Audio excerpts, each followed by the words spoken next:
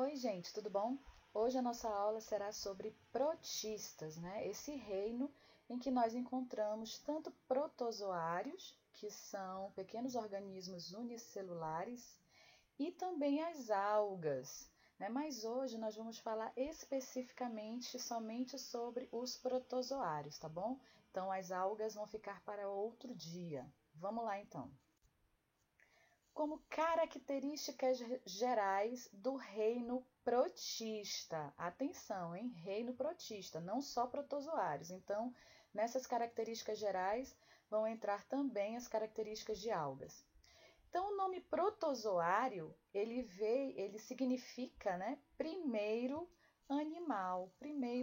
Seria, né, o primeiro organismo, né, unicelular que tem características próprias de uma célula animal, por isso receberam este nome. Todos os protistas são eucariontes, ou seja, sua célula possui núcleo e organelas membranosas. Eu vou ter protistas unicelulares, como os protozoários, todos são unicelulares, e eu vou ter protistas pluricelulares, como algas. Só que as algas também eu vou encontrar espécies unicelulares, tá? Mas protozoário somente unicelular. Podem ser autótrofos ou heterótrofos. No caso das algas, elas são todas autótrofas, então algas fazem fotossíntese. E os protozoários todos são heterótrofos, tá? Não temos protozoários que fazem fotossíntese, então todos são heterótrofos.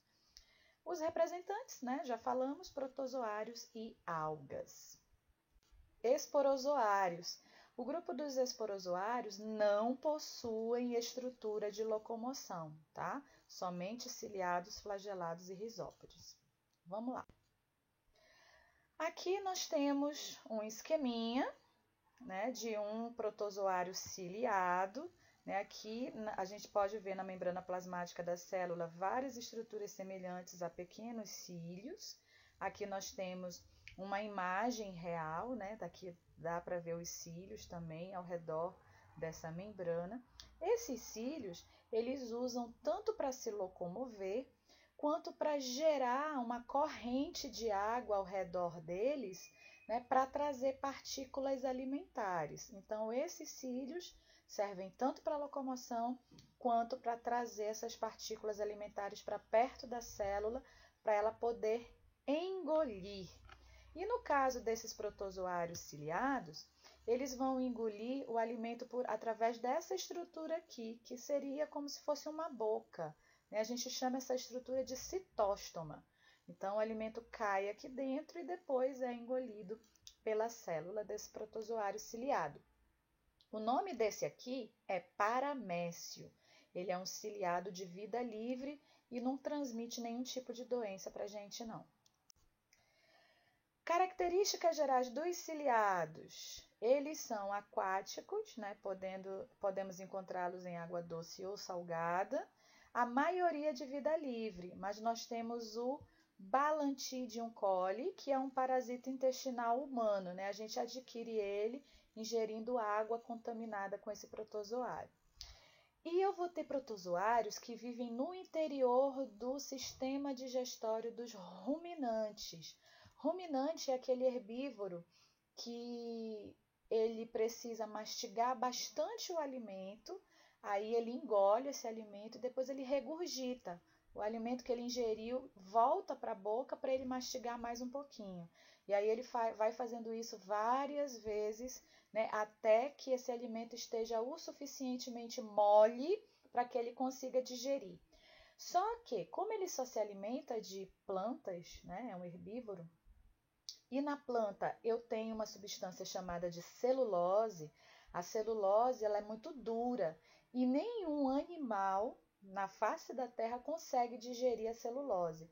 Só quem consegue digerir celulose são os protozoários e algumas bactérias que vivem no interior do intestino dos ruminantes, né, desses herbívoros. Eles sim vão conseguir digerir a celulose. Então é isso que a gente chama de mutualismo. O animal não consegue digerir a celulose, mas aí o protozoário que vive dentro dele consegue, né? O protozoário está lá dentro dele protegido, recebendo alimento, recebendo água, e para ajudar esse ruminante, o protozoário digere a celulose para ele, certo? Aqui nessas imagens, nós temos mais exemplos, né, de protozoários ciliados. Aqui nós vemos nessa imagem os cílios nessa parte superior do corpo desse protozoário. Ele tem essa haste aqui onde ele se fixa em algum substrato, em alguma coisa lá no fundo da água. E aqui nós temos outro exemplo de ciliado, né? Os cílios desse aqui são maiores, dá para ver melhor, né? Ele usa para locomoção. Protozoários flagelados. Aqui nós temos uma imagem de um protozoário chamado de Giardia lamblia. Ela é um protozoário que causa giardíase, né? Uma doença intestinal parasitária humana. Aqui nós podemos ver os flagelos, que são esses rabinhos aqui que esse protozoário possui, que ele usa para se locomover somente. Características desses flagelados, eles são de vida livre e podem também ser parasitas. Também vamos encontrar ele vivendo em mutualismo no interior do intestino de herbívoros. Aqui nós temos 3 imagens, né? Esse protozoário aqui dessa imagem é o que vive em mutualismo no intestino do cupim, né? Dos cupins e das baratas. Os cupins e as baratas, eles são insetos que costumam comer, né, a celulose das plantas. Então, mais uma vez, né, o protozoário fazendo a digestão da celulose para outros animais. Aqui em cima nós temos um protozoário flagelado, que é o Trypanosoma cruzi, é o causador da doença de Chagas, né? Então, é um exemplo de protozoário parasita. Aqui nós temos a giardia, que nós mostramos no slide anterior, Giardia lamblia, né, com seus flagelinhos. Ela também causa a giardíase, que é uma doença intestinal humana. Os risópodes. Os risópodes, eu falei para vocês lá no início, que eles se locomovem através de pseudópodes. Essas expansões aqui que a gente está vendo na célula são os pseudópodes, né? A célula expande essa membrana plasmática tanto para se movimentar quanto na captura de alimento. Lá no vídeo que eu vou postar para vocês está aparecendo e explicando isso também. Nas características gerais desses protozoários risópodes, né, nós temos aqui. Eles são de vida livre, podendo ser encontrados na água doce, na água salgada ou no solo úmido. Eu vou ter as espécies parasitas, como a Entamoeba histolítica, que a gente encontra lá no intestino humano também, causando a amebíase. Nós vamos ter a Entamoeba gingivalis, que causa gengivite, né? Muito cuidado, escovar muito bem os dentes após as refeições, para que a entamoeba não consiga se instalar na gengiva, senão dá um mau cheiro e os dentes podem até cair, viu? Então, escovar muito bem os dentes. Aqui nessa imagem, nós temos um risópode de vida livre, que a gente chama de tecameba.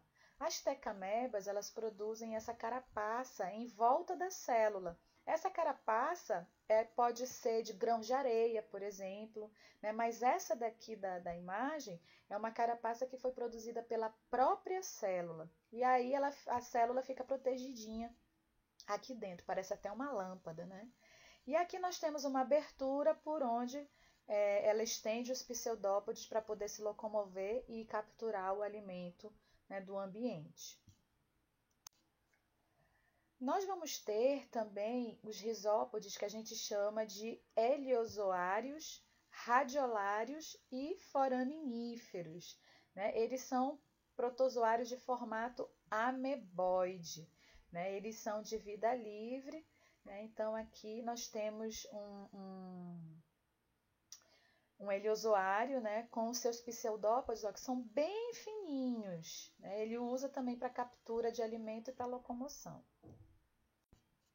Aqui nós temos carapaças de foraminíferos, né? Esses risópodes, né, eles produzem essa carapaça com esses formatos variados, né? São bem bonitos e tal.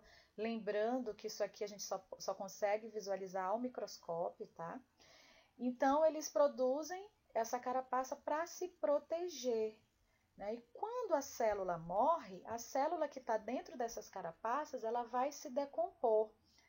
Mas a carapaça não se decompõe, né? A carapaça, ela fica e se acumula lá no fundo dos ambientes marinhos. Isso daqui, essas carapaças, quando a gente acha, é um indício de que logo abaixo dessa camada de esqueletos de radiolários, né, dessas carapaças, pode ter petróleo.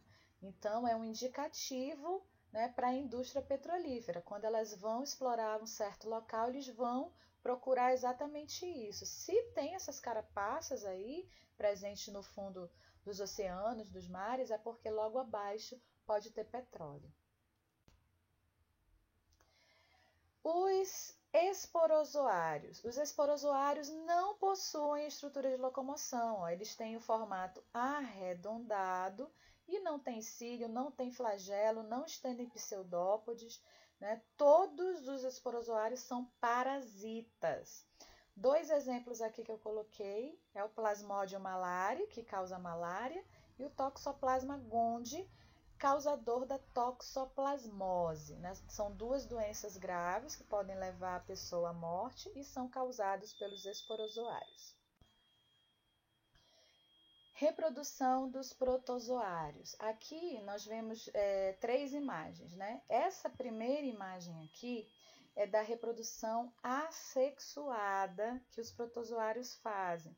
Então, ele vai duplicar tudo que tem no seu interior, depois ele se divide ao meio, gerando indivíduos idênticos. Esse tipo de reprodução assexuada eu chamo de divisão binária, eu também posso chamar de cisparidade, né? Então, aqui nesse tipo de reprodução, os indivíduos que são gerados são geneticamente idênticos. Não há variabilidade genética. Isso é ruim para as espécies, porque pode levá-las à extinção. Aparecem mutações, podem aparecer mutações, e essas mutações podem levar os indivíduos à morte, e aí, consequentemente, à extinção da espécie. Então, por conta disso, uma vez ou outra, os protozoários fazem a reprodução sexuada, né, que a gente está vendo aqui. Eles trocam material genético, esse tipo de reprodução a gente chama de conjugação.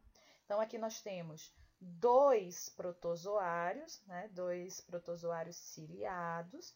Eu preciso de 2 para haver a troca do material genético, né? E aqui, esse tipo de protozoário aqui tem 2 núcleos. Um núcleo maior que eu chamo de macronúcleo e um núcleo menor que eu chamo de micronúcleo.